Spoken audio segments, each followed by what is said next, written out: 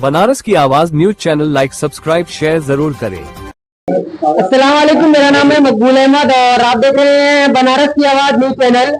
आज हमारे साथ पीटीआई साथी जुड़ चुके हैं और हमारे साथ वकील साहब एडवोकेट जयाउद्दीन साहब भी जुड़ चुके हैं और बात करेंगे कि केंद्र में और राज्य में जब से भारतीय जनता पार्टी की सरकार आई है तभी से ही मुसलमानों को कहीं भी अकेला देखा जा रहा है। तो कभी गौ हत्या के शक में, तो कभी टोपी लगाया लड़का अकेला कहीं जा रहा है तो उसके ऊपर उसको घेर कर मारा जा रहा है। देश में बराबर लिंचिंग के केस बढ़ते जा रहे हैं और देश के प्रधानमंत्री सबका साथ सबका विकास की बात कर रहे हैं।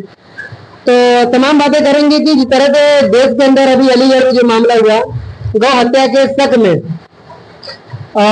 नौजवानों को मारा गया और पुलिस जो प्रशासन है हमेशा जिसको कहा जाता है कि वो कहीं ना कहीं न्याय करती है, पुलिस के सामने तमाम घटनाएं घटी हैं लेकिन पुलिस इस पर कार्रवाई नहीं की। ये जो हो रहा है देश के अंदर ये अच्छा नहीं हो रहा है। मैं एक शेर से अपनी बात शुरू करेंगे कि हम ही को कातिल कहेंगे, हमारा ही कत्लेआम होगा, हम ही कुआं खोदेंगे, हम पे ही पानी हराम होगा। आज मुसलमानों का देश के अंदर वही हाल है कि झोला में लूम पाट का सामान भी लेकर चल रहा है तो उसको गौहत्या के नाम पे मार दिया जा रहा है। और इसकी वजह क्या है कि हमारे अंदर शिक्षा नहीं है। हमारे बाप दादा ने अपनी दाली पका ली, दाल पका ली तो अच्छा स्कूल नहीं बनवा सके। आज आप चल जाइए जो बनारस के अंदर हम अगर 10 आदमी का परिवार है तो हमको लगता है कि उसमें 9 आदमी तो कभी स्कूल ही नहीं गया है और जो 10वां पढ़ा तो 8वीं फेल या इंटरव्यू फेल हो गया है, जैसे हम ही को ले लो। तो देश के अंदर जब शिक्षा की कमी आएगी तो ये सब होगा। कोई भी कार्य शिक्षा के बिना अधूरा है। अगर मान लीजिए हमें ट्रेन में कोई पकड़ ले और अगर किसी तरीके का गंदा व्यवहार करे, अगर हमारे पास शिक्षा होगी तो हमारे पीछे 10 लोग खड़े हो जाएंगे और अगर जाहिल रहेंगे तो कोई हमारे पीछे नहीं खड़ा होगा। इसमें हमारी ही गलती है। पूरे ट्रेन में सफर कर लो, टिकट बनवाने का ढंग मुसलमान को नहीं है। बस अपने मोहल्ले में बैठ जाएंगे होटल में और बहुत बड़े बैरिस्टर बन जाएंगे। पूरे देश के अंदर केरला वगैरह में जाओ तो वहाँ के शिक्षित लोग हैं और थोड़ा सा महाराष्ट्र में, उत्तर प्रदेश के मुसलमान तो हमको शिक्षित मिले ही नहीं। ये सब वजह जो है यही है और कोई वजह नहीं। इसको जो है कि अगर दूसरे स्तर से देखा जाए जो ये सब हो रहा है हमारे जहालत पर ही हो रहा है। अगर आज भी शिक्षा के मैदान में उतर जाओ, शिक्षा हासिल करे तो ये क्राइम रुक जाएगा जो क्राइम हो रहा है। अच्छा, आप किस तरह देखते हैं मामले बराबर जो मॉब लिंचिंग है वो जो है कि बराबर जो भारतीय जनता पार्टी है वो कह रही है सबका साथ सबका विकास, अल्पसंख्यक की गुणगान जारी है, मुस्लिम पासमानदा महाज लेकर आए, तमाम तरह के मुस्लिम संगठन, मुस्लिम राष्ट्रीय मंच, तो मुस्लिमों की हमदर्द बनने वाली पार्टी और उसी की पार्टी की नीति इतनी बड़ी बड़ी लिंचिंग हो जा रही है। देखिए सबसे पहली बात यह है कि जो है मैं इनकी बहुत निंदा करता हूँ कि जो मॉब लिंचिंग हो रही है। दूसरी चीज भाई ने कहा कि जो है शिक्षा की कमी तो हम लोग के अंदर बहुत ज्यादा है। हम लोगों को जो है ना शिक्षा से एक नेतागिरी भी मिली है। गली गली हम लोग के समाज में नेता है। चाहे मुस्लिम पूरे उत्तर प्रदेश की बात कर रहे हैं, हिंदुस्तान में सबसे बड़ा मुसलमान का आबादी वाला जो स्टेट उत्तर प्रदेश है। उत्तर प्रदेश में जो है हमारे शिक्षा की कमी है। दूसरी चीज हमारे समाज में नेताओं की बहुत ज्यादा हुआ है। और नेता कौन? छिड़बुड़िया नेता, कोई बड़ा नेता नहीं है। ये जो है गुलामी करने वाले नेता हैं। किसी जो है राय साहब की गुलामी करेंगे, किसी पंडित जी की गुलामी करेंगे। इनका खुद का वजूद कुछ नहीं है। जब ये खुद गुलाम है तो अपने लोगों को क्या ही सब सुरक्षा देंगे। दूसरी चीज ये है कि जो है हम लोग को जो है अपने समाज में जो है शिक्षा का जो है कहीं ना कहीं प्रचलन पैदा करना चाहिए। लोगों को बताना चाहिए कि शिक्षा करने से क्या होता है। बहुत जगह तो जो है मुस्लिम समाज पढ़ने लगे हैं। अभी देखो क्या बोलते हैं, दिल्ली में जो है जामिया यूनिवर्सिटी जो है उसमें 100 यूपीएससी पास की IAS अधिकारी हुए हैं। हिंदुस्तान में सबसे ज्यादा जो है वहाँ IAS अधिकारी हुए। हमारे BSc में एक भी नहीं हुए। तो मुस्लिम कहीं ना कहीं पढ़ रहे हैं। हमारे उत्तर प्रदेश में शिक्षा का स्तर बहुत नीचा है। तो हुकूमत इसको लेकर कोई गाइडलाइन कई बार से बनाती है, हुकूमत इसको लेकर चिंतित क्यों नहीं है कि मुसलमानों को ही मारा जा रहा है जबकि वो सबका साथ की बात करती है। सबसे बड़ी बात यह है कि मुसलमान बीजेपी में है भी नहीं और बीजेपी को मुसलमानों को कोई मतलब भी नहीं है। ठीक है, मुसलमान जो है हमेशा समाजवादी पार्टी, बसपा, कांग्रेस इन्हीं सब में इन्वॉल्व रहा है। भाजपा वाले तो कोई मतलब नहीं, जो थोड़े मोड़े हैं भी तो वोट नहीं पड़वा पाते हैं। जब उनका वोटर नहीं है तो भाई उनके वोट की राजनीति करना है, वोट की राजनीति करना। हमारे लोग भी नहीं है कोई विभाग में। भाई अगर कोई मामला हो जाता है, अगर तो कहीं अगर हम जाएंगे तो वहाँ अपने लोग तो मिलेंगे नहीं जो हमारा दुख समझ सके। अगर हम पढ़ेंगे लिखेंगे कहीं पोस्ट पर रहेंगे तो थोड़ा तो हमारा दर्द समझेंगे, लेकिन हम पढ़ना लिखना खुद भी नहीं करते हैं। जो पढ़ते लिखते हैं वो उनको कोई गाइड भी नहीं मिलती कि हमको करना क्या है। इसी वजह से जो है हमारा समाज जो है बहुत पीछे भी है, मामूली का शिकार भी हो रहा है। और इनको पता भी नहीं कि कैसे देश में रहना है। इनको जो है लीगल जानकारी भी नहीं है। भाई मॉब लिंचिंग हो रही है, हम क्या ले जा रहे क्या नहीं ले जा रहे। भाई 112 पे फोन करके पुलिस बुलाए है, थाने पे जाए, कानूनी कार्रवाई करें। अब वहां पे विवाद करने से कोई मतलब ही नहीं है। भाई कोई भी आएगा आपके पास टारगेट करके आएगा कि इनको मारना है तो मारेंगे ही। तो भाई थोड़ा सा ज्ञान होना चाहिए कि हमको देश में रहना है तो कैसे चलना है। इस तरह जो है देश में जो है उठना है बैठना है, अपने समाज में बैठ के जो है अमेरिका पाकिस्तान की बात करने से कोई मतलब नहीं है। मतलब ये देखिए सबसे बड़ा फैक्ट जो है एजुकेशन है। सारा पूरा दारोमदार जो है एजुकेशन पे डिपेंड है।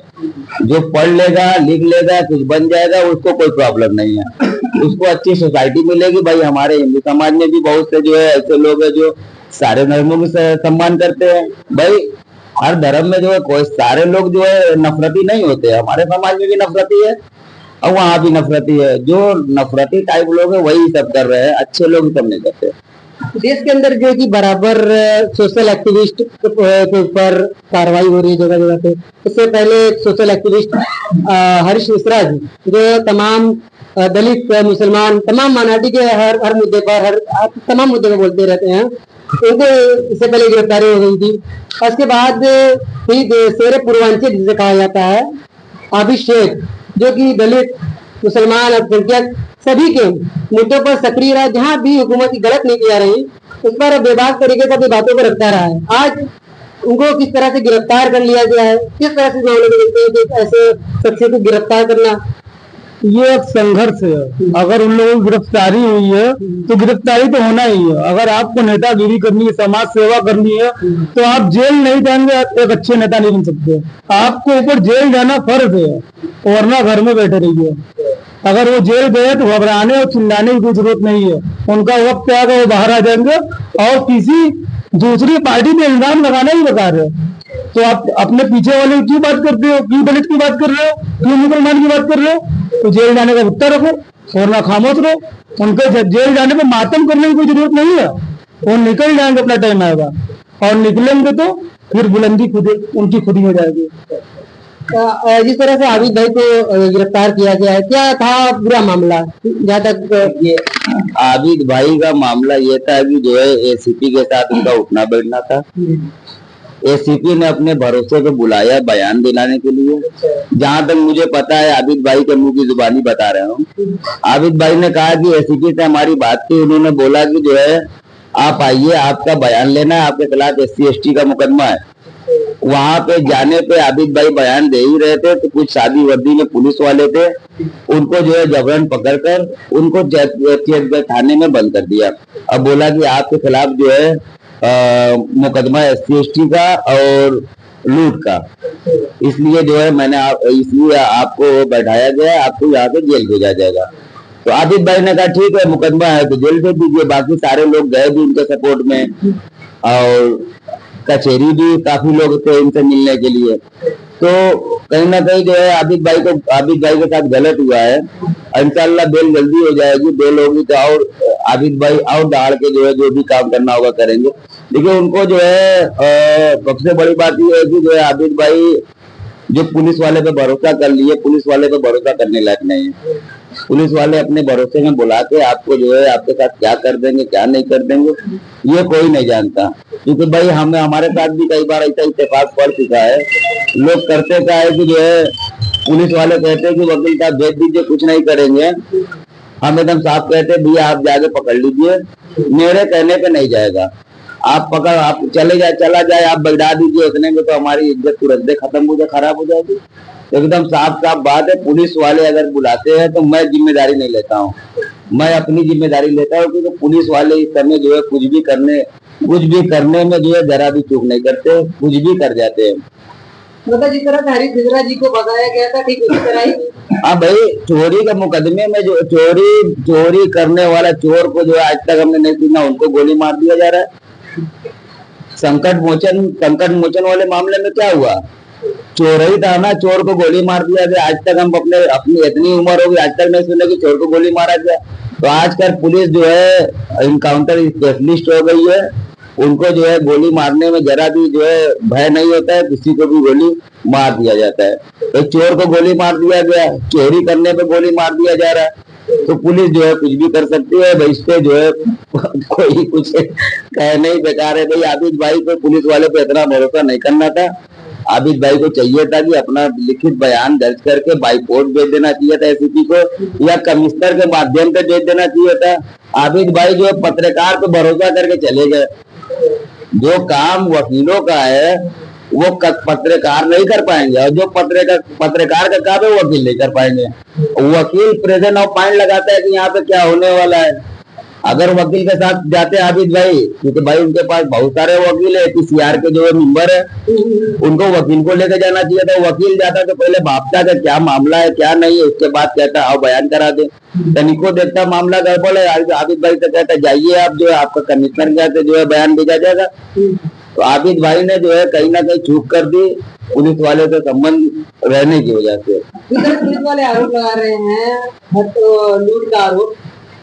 नहीं देखिए, पुलिस वाले तो बहुत सारा आरोप लगा सकते हैं। पुलिस वाले तो जो है किसी को चोरी के मुकदमे में डाल सकते हैं। पुलिस वाले जो भी लिख देंगे भाई वो हो जाएगा। तो कोर्ट में जो है, जब कोर्ट में कॉन्टेस्ट होगा उस समय न मालूम होगा। भाई जीरा में आएंगे तो बताएंगे भाई कैसे लूट किया, कहाँ लूट किया, किसका लूट किया, कितना लूट किया, ये तो कोर्ट का विषय है भाई। जब फाइल चलेगी बयान में, जब आएंगे तो बताएंगे। हैं बहरहाल जो है आबिद भाई को जो है सब ले दे के जो है भरोसा जो है पुलिस वाले पे नहीं करना था। उनको जो है संयम से काम लेना चाहिए। 2 महीना से जो है वैसा ही रहना चाहिए था। और जाना भी था तो किसी वकील को लेके जाते। बहुत सारे वकील उनके साथी है, वो खुद वकील है भाई LLB कंप्लीट कर लिए। उनको कुछ समझ होनी चाहिए कि जो है हमें क्या करना है। थोड़ा सा चूक की है, भुगतान भुगतना पड़ा। देखिए ऐसा, देखिए मुसलमान होना तो पहली बात की जो है आप जान ही रहे, मुसलमान होना सबसे बड़ा गुनाह है। मुसलमान अगर कुछ करता है तो उसको दबाने के लिए प्रशासन कुछ भी कर सकता है। आबिद भाई क्योंकि बोल्ड आदमी थे भाई, बात को अपनी बेबाकी से रखते थे, किसी को भी कुछ भी बोलने में चूकते नहीं थे। तो सारे जितने दल के नेता है, सपा बसपा कांग्रेस या कोई भी हुआ, सबके रडार पे थे। यार बड़ी तेजी में जो आगे बढ़ा तो अजय राय के बोल दिए थे। अजय राय भी जो है कहीं ना कहीं उनके माइंड में रहा होगा भाई, हम भाई फैक्ट नहीं बोल रहे हैं भाई, माइंड में तो रहा होगा। तो कहने का मतलब ये है कि आबिद भाई सबको बोल देते थे जो गलत करता था। भाई उनकी बातें गलत नहीं होती थी, लेकिन वो जो है जिनको बोला है वो तो भाई कहीं ना कहीं माइंड में रखे ही होंगे कि जो है आबिद को कोई मामला मिलेगा तो आबिद को कहीं ना कहीं जो सिस्टम लगाई दिया जाएगा। अब मौका मिला होगा तो सभी दिमाग लगाएंगे। तो क्या जेल जाने के बाद आबिद भाई डर जाएंगे? नहीं, देखिए जो भी जो है ऐसा आबिद भाई जैसा व्यक्ति होता है जो समाज के लिए जो है जीने मरने के लिए तैयार होता है, उसके लिए जेल कोई मायने नहीं रखती। जेल जाना भी जो है, हम पहले भी कहे, जेल जाना यूसुफ अलैहिस्सलाम की सुन्नत है। और बहुत सारे मुसलमान जेल गए भाई। आजादी में जब जेल लोग जाना स्टार्ट किए तभी तो उनके अंदर जोश आया कि अब देश को आजाद करेंगे, छोड़ेंगे। हो सकता है आबिद भाई के जेल जाने से तूफान आ जाए, बाहर आए तो भाई हरीश मिश्रा जा चुके, आबिद भाई जा चुके, अब जो है और दहाड़ के बोलेंगे। अब जेल जाने तो दिमाग खुलता है, यार जेल हम चले गए, अब हमको कैसे करना है। जितने भी बड़े माफिया हुए या बड़े नेता हुए, या तो डंडा का है या तो जेल गए, तभी बड़े नेता हुए। तो आबिद भाई भी गए, हरीश मिश्रा गए, बड़े नेता हुए। आबिद भाई भी गए, बड़े नेता हो जाएंगे भाई। उनका स्वागत में कम से कम जो है हमें लगता है 100 लोग जाएंगे, माला वाला पहना के लेके आएंगे।